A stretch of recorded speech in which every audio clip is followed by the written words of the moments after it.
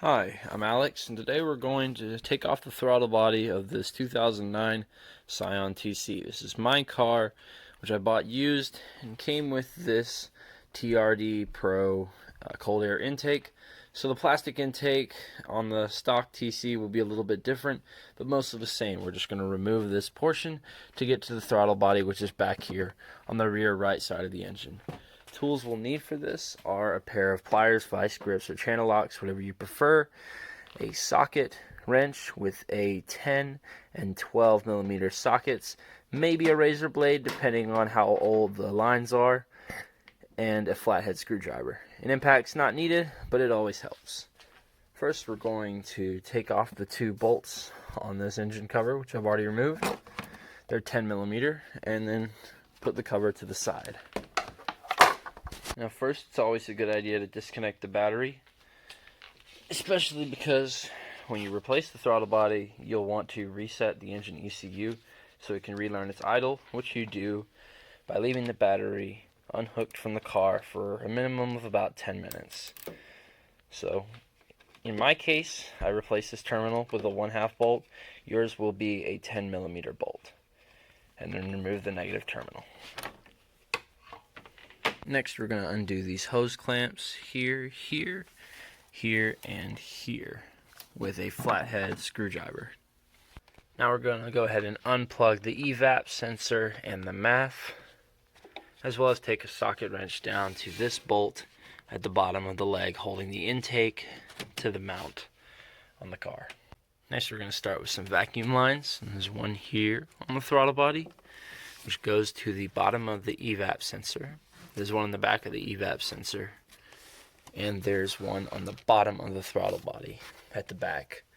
What I like to do is get a pair of pliers or channel locks, vice grips, whatever is needed depending on how stubborn that clip is, and just work my way through each one.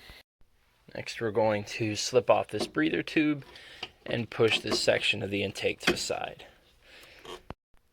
With that done, we can focus on removing these coolant lines right here. Now, if these clamps are turned upside down or out of the way to where you can't reach them, go ahead and skip this step and come back to it once we've taken the throttle body off so you can get a better angle. Tuck those coolant lines underneath.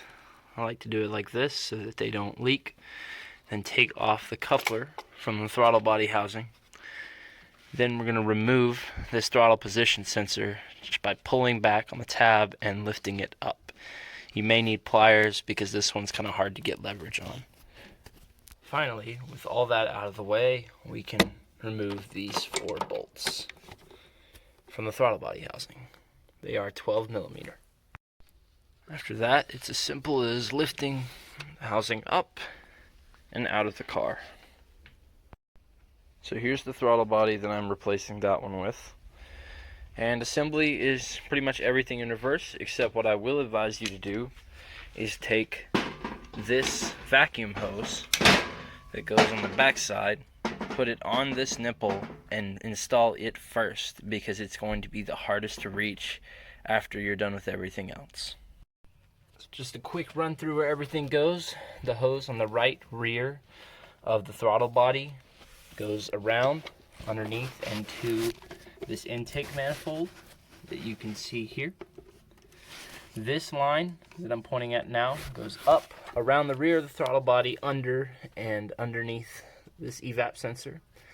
The evap sensor has a hose going off of it to the rear of the car, bending down and going straight into this line. These two are coolant lines. You have them still here.